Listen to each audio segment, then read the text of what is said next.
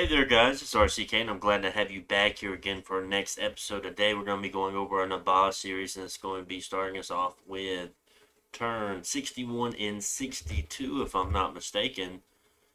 And yes, that is correct. So let's go ahead and jump in. Okay, we finished some thaumaturgy. 8, nothing was left in the queue, so I wonder, curious to see what we're doing next. Caught 4 blood slaves, that's nothing to even consider right there. 9 was captured by 1. Gula there. Quite upset. So we see a battle here, us just pinging this throne as the morning star in it, almost a god chassis at this point. It has air, earth, and astral. Of course, it's not just level 1. It's going to be much higher, and also has another kind of god unit in it. So here we have tons of gems, astral 6, earth 3, air 4, and then we see this other unit here. It's like a Uruk style unit. Having more pass, being an air 3, water 3, earth 2, astral 5, nature 2, with a lot of gems added on.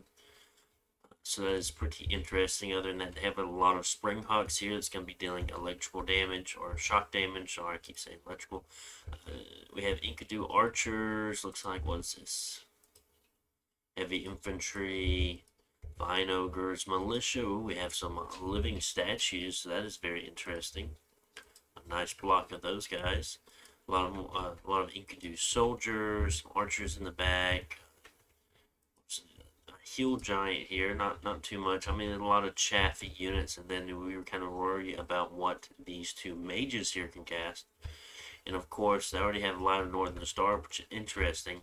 But you see these little dust clouds kind of on the battlefield. That is kind of meaning that Wailing Winds is also up, meaning that that global is still up. So that can be rather dangerous for us. Here we see Mictlan fighting Pangea, or Pangea fighting Mictlan. Since Pangea attacked Mictlan but was defeated, we'll go ahead and jump and watch that. Tons of Eagle Warriors and Beast Bats here, of course, with Mictlan's strong bless, and Pangea still using their god here, the dragon that they have, Astral 7, Fire 5. Very interesting. Of course, this is special to the mod that we're using, so keep that in mind.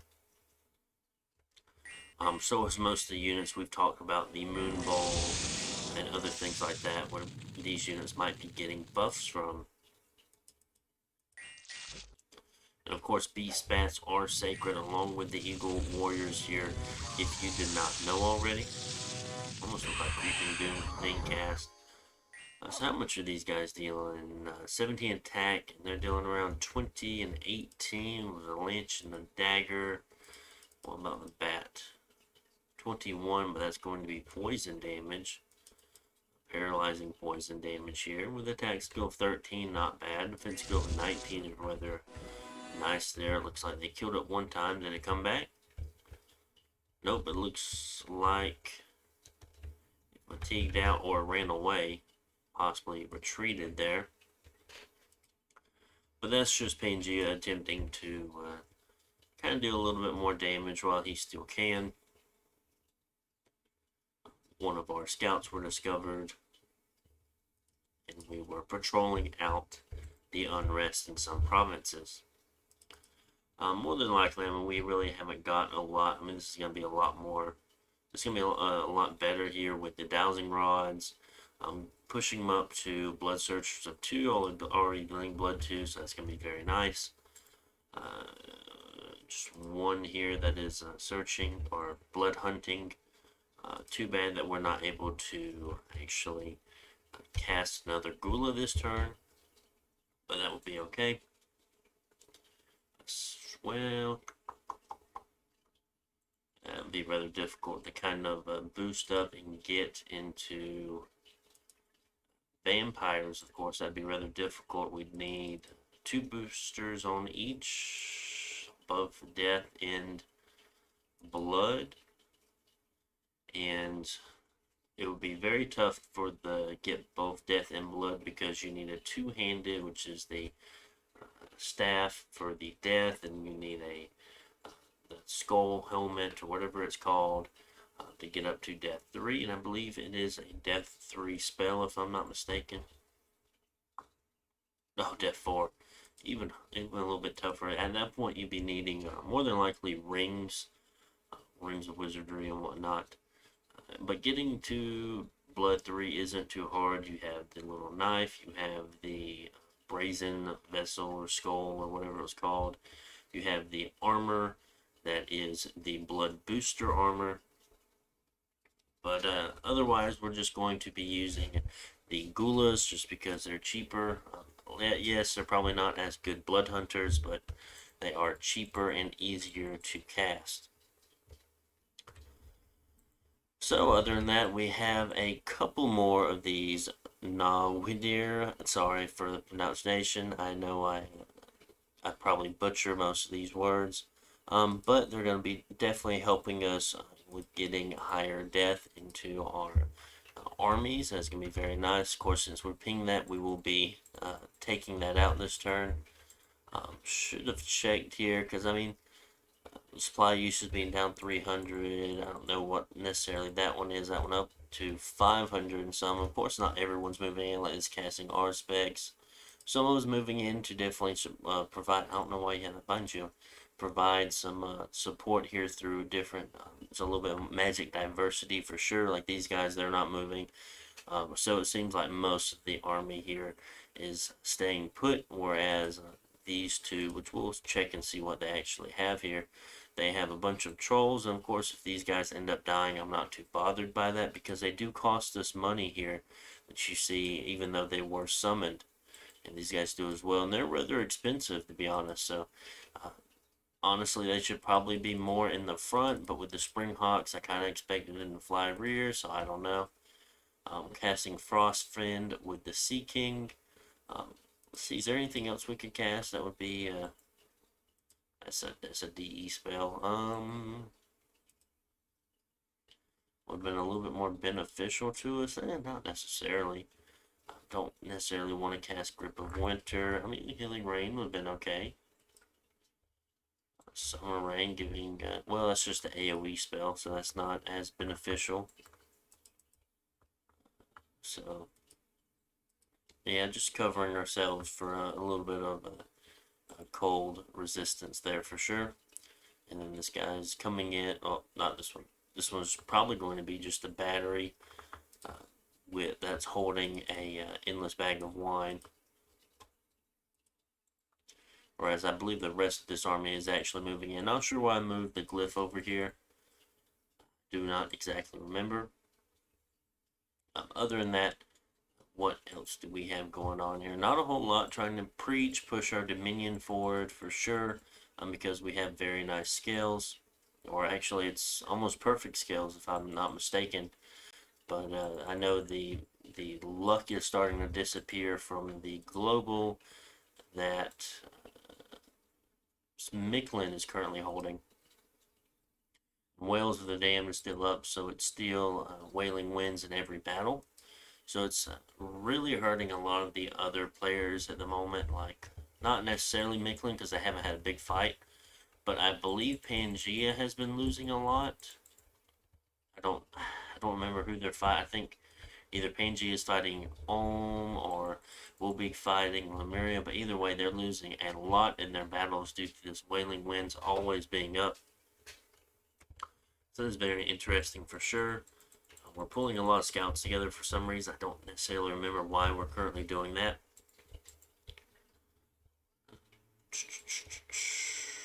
Anything special? Not particularly. Just kind of going through, seeing if we're casting any summons. Or casting anything in particular. We should have put a flying carpet on this bishop fish to be able to move them, fly them across. But we don't necessarily have to worry about that because I believe, of course, we have our Mokribs here that can communion up and cast Divine Blessing anyway, so it's not like that is needed all that much. More than likely, within the next 2 turns, we'll be seeing Micklin take the Pangean capital.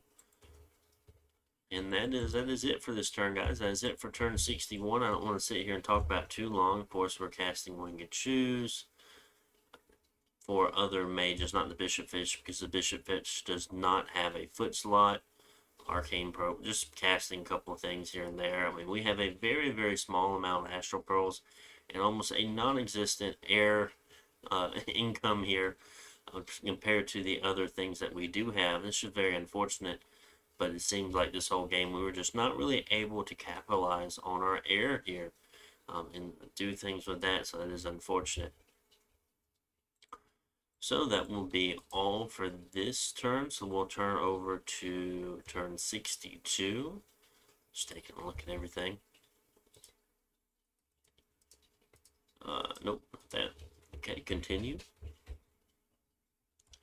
Scroll down, 62.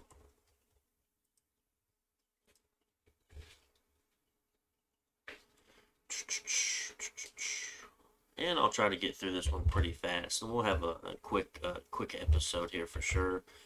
Already around 11 minutes, which isn't too bad. Arcane Probe and main cast, we're not finding anything here in these provinces. Lots of wasted gems there, to be honest with you.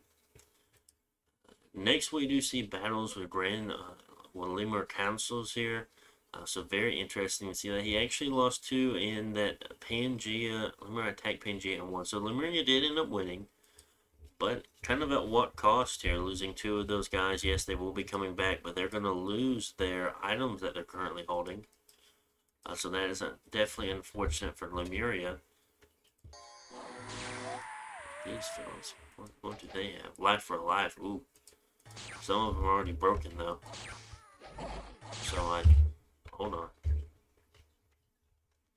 I assume those Life for Life casts did end up going through their high morale and end up taking them out there. So that is very interesting to see.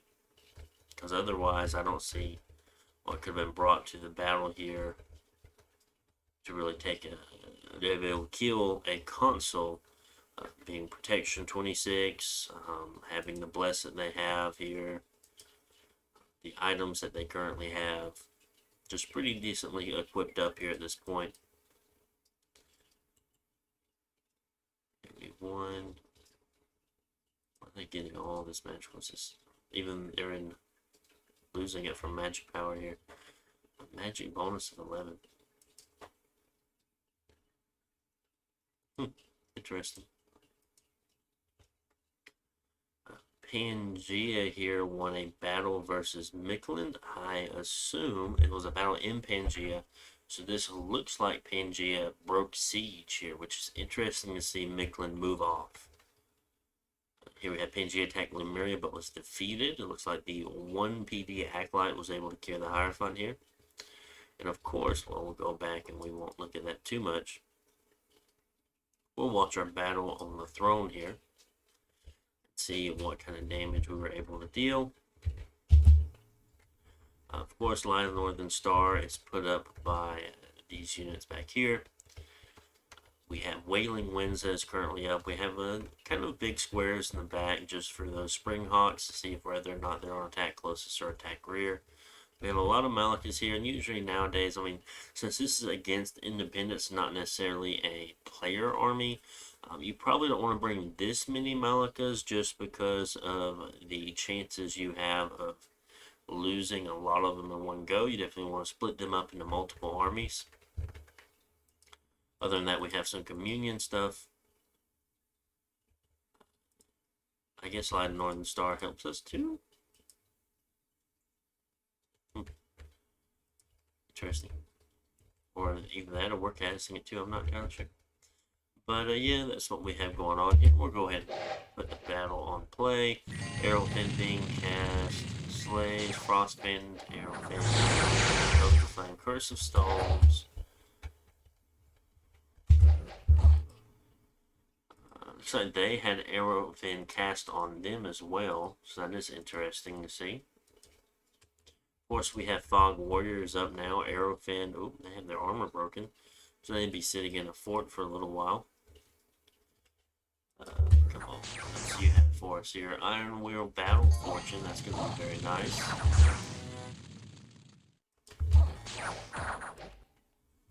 Lucky. Oh, so we've got some more things being cast. So Rain of Stones, Firestorm, Battle Fortune. God goodness, there's another one. Doom was cast. I think Doom was cast. He's got Curse of Stones.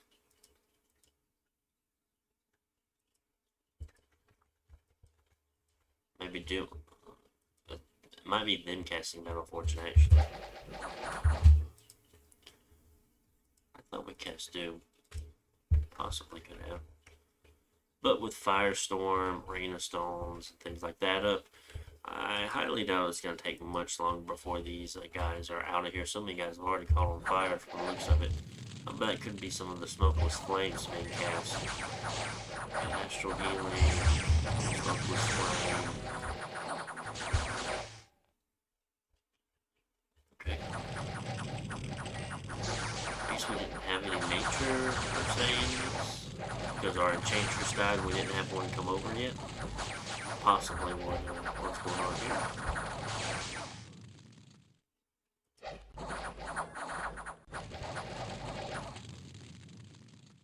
Yeah.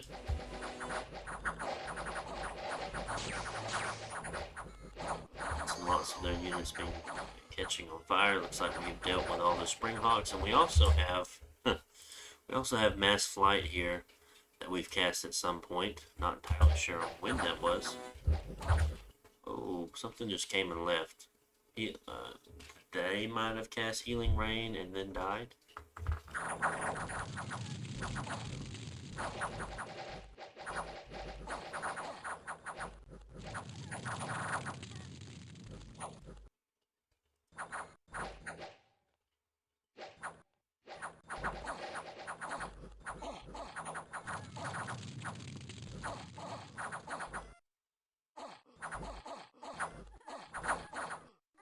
Oh, actually, I think what's happening here is we're having some of our guys actually rout due to the Wailing Winds being up for so long. So that's kind of getting a little dangerous for us, but most of our guys still have high enough morale to be okay. Where's that battle line? So we end up losing 1 McRib. We lost 4 soldiers, 4 militia, 7 camel riders, and they lost everything. Actually, let's retreat. Successful. 4 units dispersed. Successful. So actually, 19 of them made it back. So we lost like 4. Probably a total of 8 extra units on top of that. Not too bad. Couple more little small raids here and there. We have a Plague Cult that needs to be dealt with. Renegade War Lobsters is raiding the province. Great. We have a Pyromancer. And it looks like our patrolling forces have been beaten by the enemy, but we still have our fortress. So what is left? There's nothing there. I don't know. Barbarians died. Stack lost. That's weird to see. Hold on. Could possibly be to the routing here, because we have some that are okay. The Lord is already routing for some reason, and it won't be long. Yep, that's weird that the Lords start off routing for independent battles here. I bet it's the same thing that happened here as well. Yep, see one turned around. I can do not. Okay, hold on. Sure, that's what we'll see here. Oh, yep, those guys are routing. I think causing a larger rout, and there's the commander there. So it didn't take much, and all of them are gone now. Even while our units are routing as well. Ooh, the lobsters are sticking around. I bet that the lobsters stuck around.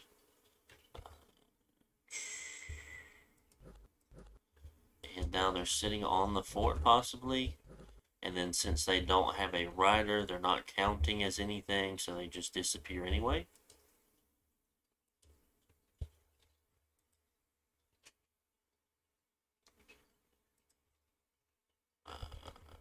Yeah, right there. There's nothing there. Interesting. Cool. And we lost 2 scouts. Uh, don't know why necessarily I'm doing this. I feel like since we have basically ended this, Pangea's cut us off from this. Ermor's taking this, or yeah, Ermor's taking this. Uh, we have Lemuria that's fighting Pangea currently, so that is going to be a very interesting battle to watch these two duking it out. And I believe, if I'm not mistaken, we are getting ready to actually start to pressure Ermor, probably from both sides, being this side here and this side here, and go for 1, 2, 3 more thrones. As of right now, we have 1, 2, 3, 4, 5 points out of 15. I mean, this might get us up to around a 10-ish, so that might be very, very good for us. Uh, so definitely looking forward to that. Another one over here, another one over here, putting us in a pretty favorable position to go for getting all the thrones for sure. So that's going to be turn 22, guys. Not too much left to say about that. So we do have an Enchantress coming up to start doing some very nice nature magic for us. Of course, we need to probably summon an Ivy Lord. Are they called Ivy Lords? I don't remember off the top of my head. And to get that taken care of. But otherwise, I mean, things are going pretty well. Just getting up miscellaneous items at this point that we may need on different things, different units in battle, summoning some more Gulas to get our blood going, which it should already be going by now. That's definitely my fault. I have definitely gotten a good bit of experience since this game. As far as research goes, we're hitting enchantment 9, then going alt 9. But I mean, we're getting close to trying to max things out now. I mean, every 2 turns, you'll basically get a level 8 to a level 9. So, and that's a lot of research per turn we're getting. And we're looking good, making a lot of money. Gems are rolling in. And that is going to be our turn 62. I hope you guys enjoy. Make sure to like, comment, subscribe, and I'll see you on the next one. Bye.